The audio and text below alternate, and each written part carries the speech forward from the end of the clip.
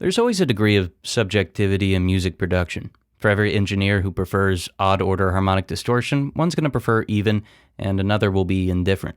For every mixing engineer who enjoys the natural resonances of a mix, another will find them problematic and try to reduce them. But by studying the physics of sound, the interaction between waveforms, and then observing the strong patterns that emerge, we could find borderline objective ways to make any production sound better. So in this video, let's explore the relationship between harmonics, dissonance, and the plugins used during a session. And in the process, we'll find ways to use common plugins like compressors, saturators, and equalizers in a way that augments what we perceive as musical and enjoyable. By the end of the video, I think you'll agree that knowing this will drastically improve any mix. First, let's try to better understand waveform and psychoacoustic dissonance.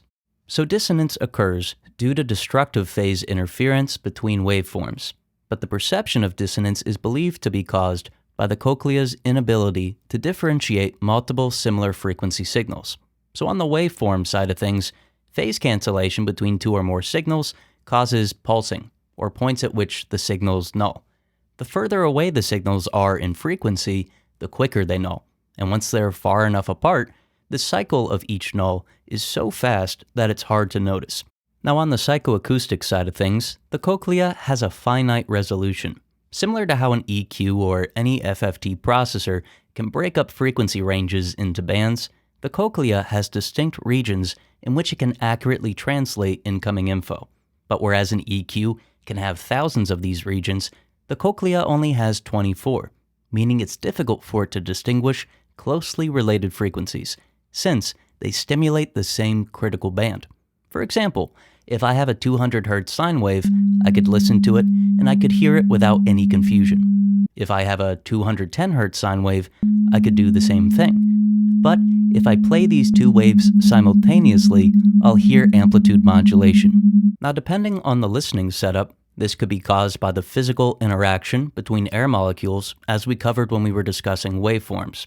However, if I play 200 Hz in the left channel and 210 Hz in the right channel and you listen with just headphones, you'll still hear amplitude modulation. The signals aren't physically interacting, since they're isolated to their respective channels, and yet the modulation is still present. Now this indicates that the phenomenon of dissonance isn't strictly the physical interaction between waveforms and could be caused solely by psychoacoustic factors in some instances. I bring this up since later, when we discuss how processors influence dissonance, I want you to know that whether a listener is using headphones or speakers, the dissonance will still play a role. Next, let's move on to complex waveforms and increased dissonance levels. So far, we've discussed sine waves, or single frequency waveforms, but the majority of instruments, unless you're using a sine wave generator, will have multiple sine waves occurring simultaneously. If I play a note on a piano and observe the response, notice that I don't have a single frequency. Instead, I have a fundamental and a complex series of overtones or harmonics. Most of these overtones occupy frequencies closely related to our Western scale.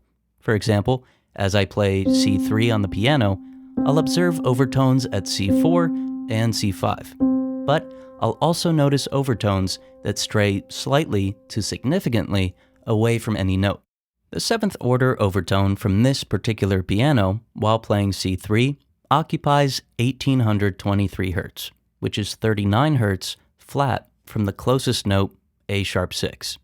Now if I play C♯3 while C3 plays on this same instrument, the fundamentals of the notes and their overtones interact. Now again, this occurs both to the physical waveforms and while they're being processed by the cochlea. If we take a look at this interactive graph, which I'll leave a link for in the description, we can observe a map of 3-note chords on a piano. The orange peaks indicate places of high dissonance, whereas the troughs show areas of low dissonance. If I click on a point in which the chord has 3 notes in unison, or the same notes, there's very low dissonance. And this makes sense since they're all the same note. Meanwhile, the minor third, major 4th, major 5th, and perfect octave all occupy the areas in which dissonance is very low. This suggests that our scales are based on keeping dissonance to a minimum. This large red peak is the most dissonant 3-chord note on a piano. As you imagined, it's not an enjoyable sound and it isn't used too often when you're making music. But keep in mind that this is just 3 notes played at once. Imagine you have a full mix with multiple instruments, each playing distinct parts. Now, for most compositions, these parts are written to be in key, which should, in theory, keep dissonance to a minimum. Yet when their overtones interact, dissonance occurs. This happens in just about every recording, so it's not something to obsess over. However, certain forms of processing can improve or exacerbate this. And this brings me to how EQ, compression, and saturation affect dissonance. These are the 3 main types of processing that affect dissonance. Either they could be used to control the amplitude of overtones, or they introduce new overtones. Now, EQ is probably the most immediate example. Filters could either amplify or attenuate certain frequencies, meaning they could be used to directly affect the relationship between overtones. Now, a mistake I often see when people are concerned about resonances or overtones is using a sharp bell filter, increasing the gain while sweeping to find the supposed issue and then attenuating it. But the issue usually isn't a single frequency. Rather, it's the interaction between that frequency and others. Again, dissonance requires this interaction either physically or psychologically. Now, if you have the ear to find that frequency or frequencies causing dissonance, that's pretty incredible. It's like the hearing equivalent of finding a needle in a haystack. But if not, the best place to start is finding overtones of various instruments that don't correlate to a note in the Western scale. As we covered with the interactive graph, when frequencies are in unison or perfect octaves, dissonance is at its lowest, with the second least dissonant combination being the perfect fifth. So, if you're hearing something unmusical in a mix and an instrument has overtones that don't correspond to a note, that's a quick and easy way to reduce dissonance. With your EQ, dip the unmusical overtone and perhaps boost the nearest in-key note to improve the ratio between the two. Real quick, Sage Audio is an analog mastering studio. We've been around for 20 years, and mastering with us costs $49 a track. There's a link in the description and an ad at the end of the video if you'd like to learn more. Now, the most difficult to control type of processing, at least as it relates to dissonance, is compression. Compressors often shape the waveform of the signal they're compressing. Any reshaping of a waveform is actually the addition of new lower amplitude waveforms. This is why if I compress a sine wave, I can observe overtones in addition to the original frequency. Various parameters change how the wave is shaped, resulting in overtones of differing amplitudes and frequencies. But when looking at a compressor alone, it's incredibly difficult to tell how it will distort the waveform, let alone determine if the overtones caused by the distortion will create dissonance with other signals. So, if you're noticing unpleasant levels of dissonance after compression, you have 2 options. First, keep adjusting until you retain the timbre that you want while making the issue less noticeable. A slightly longer release and a couple milliseconds of look ahead, combined with a softer knee setting, will greatly reduce wave shaping, which will lower the amplitude of overtones, causing less dissonance if these overtones are the culprit. Option 2 is to use a compressor designed for mastering. These introduce incredibly low levels of distortion. Some notable examples are FabFilter's Pro C2 with its mastering algorithm, and Tone Booster's Compressor version 4 with its punch algorithm. Now, I'm not saying that using these is necessary, just that they'll likely cause more musical compression by reducing dissonance in the long run. But by far the most influential processing type as it relates to dissonance is saturation. Saturation is the purposeful reshaping of waveforms for the sake of generating overtones. Depending on the component used or emulated, be it tape, transistor, tube, and so on, different harmonics form. Tape saturation will typically generate odd-order harmonics or overtones. The same is true for most transistors.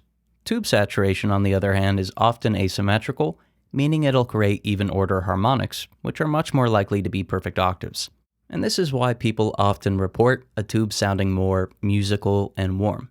The highest amplitude overtone is often the second order, which is a perfect octave. It'll likely occupy the low mids, hence the description of its warmth, and since it's a perfect octave, it will result in lower levels of dissonance, hence the interpretation of it sounding musical. But the accuracy of these emulations depends heavily on the developer of the plugin. For example, a developer could claim it's emulating a tube, but just get the harmonic formation wrong when they're coding it. So, do some research and look behind the scenes of your go-to saturators to figure out how they're shaping the waveform. Additionally, Experiment with an emphasis-de-emphasis technique.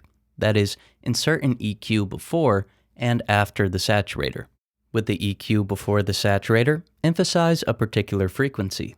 With the second EQ, attenuate to compensate for the first EQ.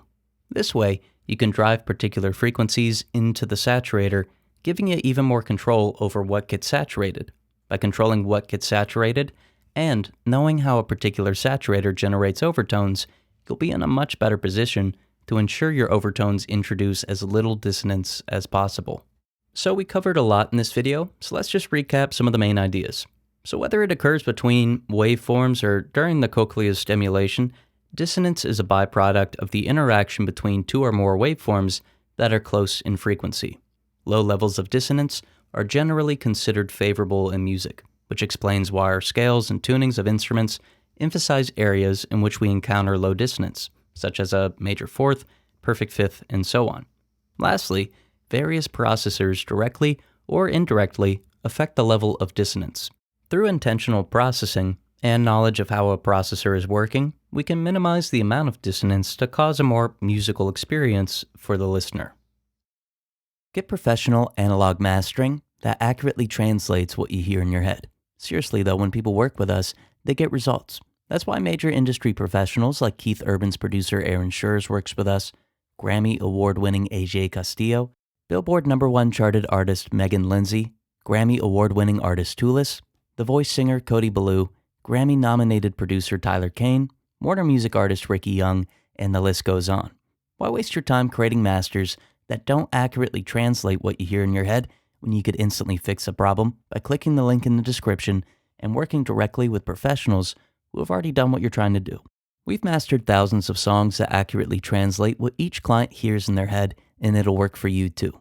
Click the link in the description now and get direct access to us for personalized analog mastering that accurately translates what you hear in your head.